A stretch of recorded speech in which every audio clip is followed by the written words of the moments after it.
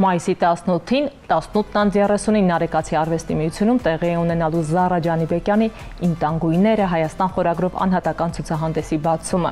Այն նվիրված է իր մայրիկին, ում սերը, ուժը եւ առաջնորդությունը հիմնարար դեր են խաղացել դաստիարակության արժեքների, ինքնության ու գեղարվեստական ոգու ուղու ձևավորման գործում։ Իսկ բացման օրը պապիկի ծննդյան օրն է, այսպես պապիկի մայրիկի մասին ենք խոսում, որովհետեւ խոսքը նշանավոր մարդկանց ու նրանց դստեր մասին է։ Մեր հյուրն է մասնագիտությամբ բժիշկ, ժամանակակից նկարիչ Զարա Ջանիբեկյանը, նույն Կարեն Ջանիբեկյանի դուստր, Գուրգեն Ջանիբեկյանի թոռը։ Բարի լույս։ Բարի լույս։ Բարի օր։ Շատ լավ, դուք։ Շատ լավ։ Ես ուզում եմ նախ շնորհակալություն հայտնել ձեր պապիկի ընկերներին, որոնք չթողեցին, որպեսզի նա դառնա հանքարդյունաբերական ինժեներ։ Որովհետև այն հարստությունը, ես վստահ եմ, որ այդ մասնագիտության մեջ են փայլեր ու տաղանդավոր է ամեն ինչում այդ ոլորտում, հա, բայց մենք չենք ունենա այն հարստությունը, որը որ ունենք այսօր իր շնորհիվ եւ այն ներդրումը, որը որ նա արել է, իմ կարծիքով դա անգնահատելի է ու իսկապես շնորհակալություն իր ընկերներին, համաձայն եք։ Միանշանակ համաձայն եմ ձեզ հետ, շնորհակալություն հրավերքի համար։ Սիրո։ Շատ լավ, մի քիչ այսպես սկսենք մի քիչ թեմայի վերջից, հա, ինչ որ պիտի խոսենք։ Ձեր պապիկը այն մարդն էր, որը որ մշտապես տվել է հնարավորություն ոչ միայն ձեզ իր ընտանիքի անդամներին, հա, իր երեխաներին, թոռներին, չէ, բոլորին է տվել հնարավորություն իրենից ինչ-որ մի բան սովորելու, իրենից ինչ-որ մի բան քաղելու, որպեսզի ամբողջ կյանքի ընթացքում այսպես ճրագի պես պահես եւ անցնես այս դժվար ճանապարհով, որը որ նախատեսված է յուրաքանչյուրիս համար։ Արդյոք կա մի խորհուրդ, արդյոք կա մի խրատ, կա մի միտք, որը որ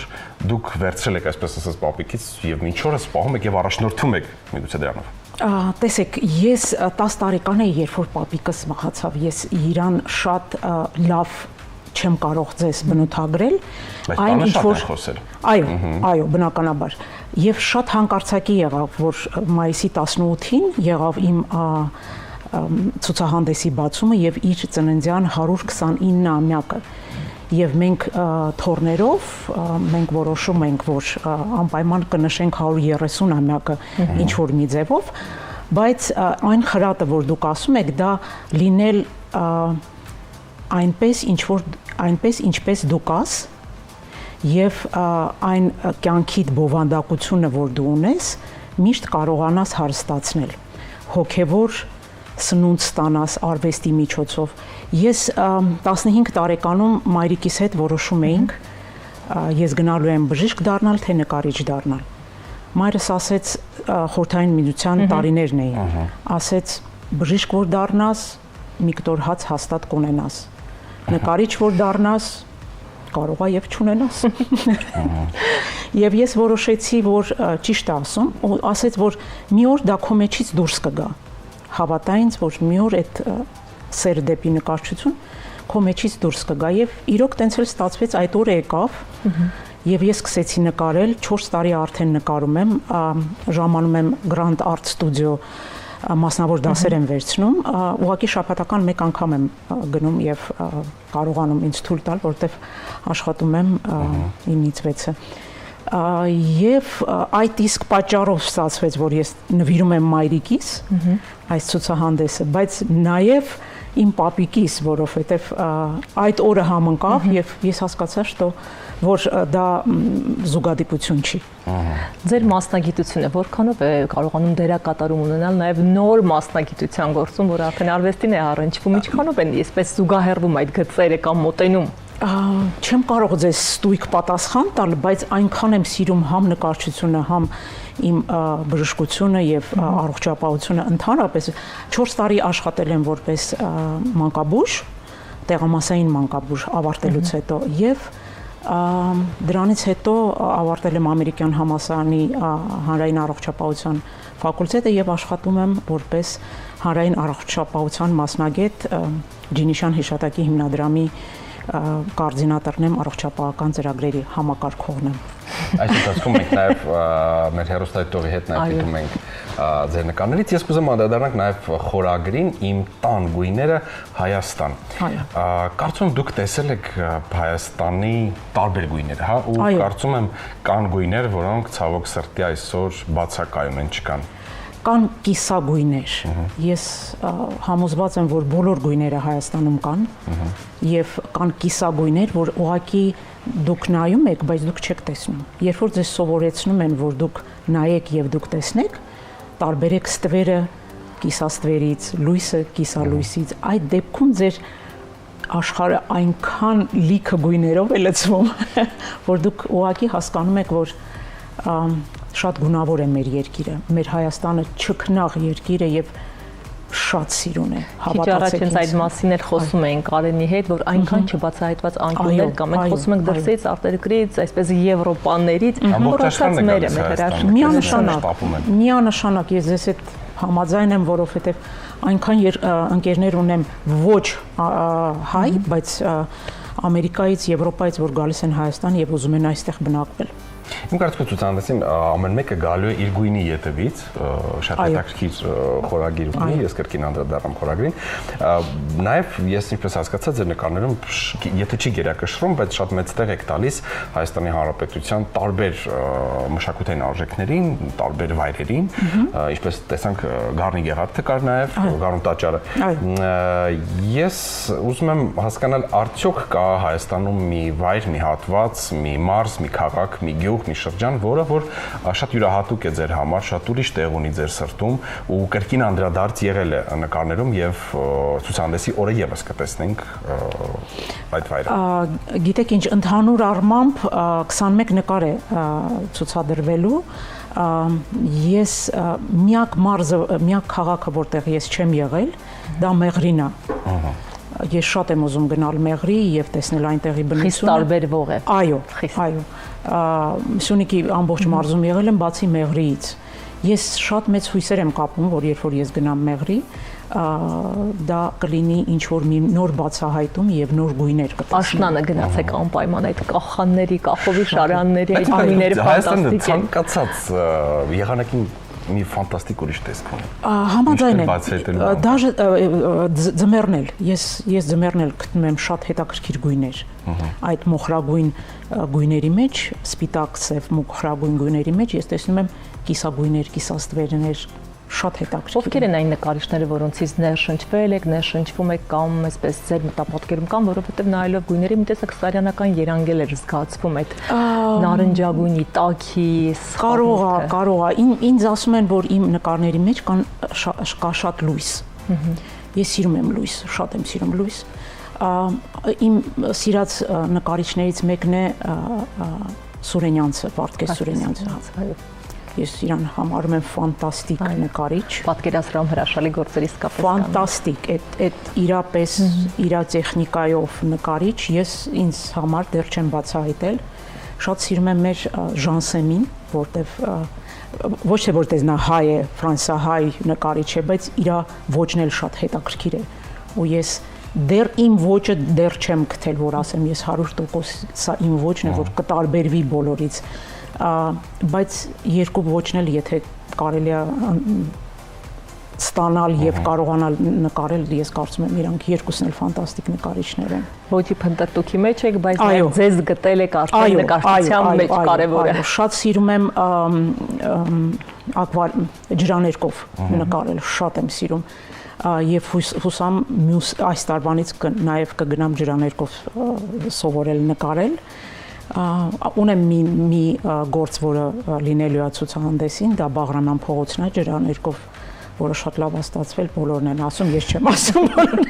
Այսինքն ցամաք նկարներից օրինակ Երևանին որպես անդրադարձ կլինի հենց այդ նկարը, թե։ Այո, Երևանին միայն կլինի այդ Բաղրամյան փողոցի նոտարի շենքը։ Շատ հետաքրքիր ստացվեց այդ նկարը, առաջի իմ դասն էր ջրաներկի, ուղղակի ստացվեց ու ես սիրահարվեցի ու ես հասկացա, որ ես պետք է դասեր վերցնեմ, բայց որոշեցի յուղաներկը ավարտեմ, նոր հետո սկսեմ ջրաներկով։ Ասում են ջրաներկով ավելի դժվար է։ Այո, ավելի դժվար է, յուղաներկով ավելի հեշտ է։ Եվ Grand Art Studio-ն, որը բացելու են նոր ջրաներկի կուրսեր, ես գործից հետո, ժամանցից հետո արդեն շտապում եք այնտեղ։ Այո, արդեն գնալու եմ, այո։ Շատ լավ, հետաքրքիր է, միություն շատ ով էր այն մարդ կամ մարդիկ միգուցե երբ որ արդեն հասունացավ այդ միտքը այս ցուցադրության, կիսվեցիք այդ գաղափարով եւ ինչպեսին էր արձագանքը այդ մարդկանց։ Իմ գործընկերը, որ ես ասեցի, որ արդեն այնքան նկար եմ հավաքել, որ կարելի է ցուցահանդես անել, եւ ինքը առաջարկեց նարեկացիում, ասեց, արի մի հատ նարեկացիում խոսատես, կարող է միգուցե։ Գնացի, խոսեցի, շատ լավ ստաֆ ունեն եւ անձնակազմը ընտիր անձնակազմեր ներկայացրեցին նկարներս, իրանք սիրով համաձայնվեցին ու միանգամից այսպես ստացվեց, որ ես մեկ-մեկ մտածում եմ միգուցե պետք չէր, մի քիչ պետք է, մի քիչ համեստ պետք է լինել, ունեմ ես եղբայրներ, որոնք իրանք արդեն Ջանիբեկյան ազգանուն արդեն բարձրացրել են, հիմա ես իմ նկարներով, բայց բոլոր աստին չէ պետք է։ Տաղանդավոր Գերդաստանի մասին պետք է այսպես շատերը խոսեն ու ներկայացնեն թերևս։ Եղբայրներս էլ որ գան ցուցահանդեսին, կստացվի, որ մենք բոլորս ենք հավաքված եւ բոլոր Ջանիբեկյանները։ Այդ դուք նշեցիք, որ ձեր մայրն է թերևս չասեմ ներշնչել, բայց նաեւ այսպես ձեզ հավատ ներշնչել, որ մի օր կգա ժամանակ, ձեր սիրած գործով գուցե հնարավորություն լինի զբաղվելու։ Հիմա ընտանիքում ով է ամենամեծ ոգևորողը ձեզ։ Երևի աղջիկս, որտեվ ինքն էլ է նկարում, բայց ցավոք սրտի ինքը ինձ հետ չի ապրում, ինքը Պրագայում է ապրում, բայց ինքը ընդեղից Երևան, Պրագայից Երևան ինձ խրատներ ա տալի, որ դու պետքա գնաս, դու պետքա շարունակես, դու պետքա անպայման դառնաս հանրահայտ նկարիչ, ես կդառնամ քո արտ մենեջերը։ Գծած է ամեն ինչ։ Այո, երևի աղջիկս է։ Դժվար գործի վրա է վերցրել, վերջ։ Կարող։ Համաձայն կլինեք, ասում են օրինակ Աստված մեզ հետ խոսում է լավ բժշկի ձեռքերով, լավ նկարչի, լավ երաժշտի, արդյոք համաձայն եք այդ մտքի հետ։ Միանշանակ համաձայն։ Դու գիտեք, որ կա World Doctors Orchestra, այսինքն բժիշկների նվագախումբ, ովքեր բժիշկներ են, բայց նաև նվագում են։ Եվ հունիսի 25-ին իրենք ժամանելու են Հայաստան եւ եւ Սերգեյ Խաչատրյանը հետաքրքիր թեմա արդեն այո եւ Սերգեյ Խաչատրյանը մենահամերգ է տալու, բոլոր հասույթը ուղղվելու է դիաբետով երեխաներին։ Այդ գաղափարը, որ կան բժիշկ բայց ինչպես կարելի է համատեղել։ Դուք պատկերացնում եք, այո, ու հասցնել, այո ու դա բարեգործական ավելի շատ օրկեստր է դրա համար եւ ես մտածում եմ եւ եթե կա այդպես ինչու մենք չլինենք նկարիչներով բժիշկ նկարիչներով կարողանանք ինչ որ բարեգործական հետաքրքիր ցուցահանդեսներ կազմակերպել կամ մեկ այլ ինչ որ նախաձեռնություն, այո։ Ես կարծում եմ, որ դուք չեք սահմանափակվելու այսքանով, հա, 21 նկարով, իմ կարծիքով, դե արվեստագետներն էլ են հենց այդպես էլ են, որ մի փոքր ավելի առաջ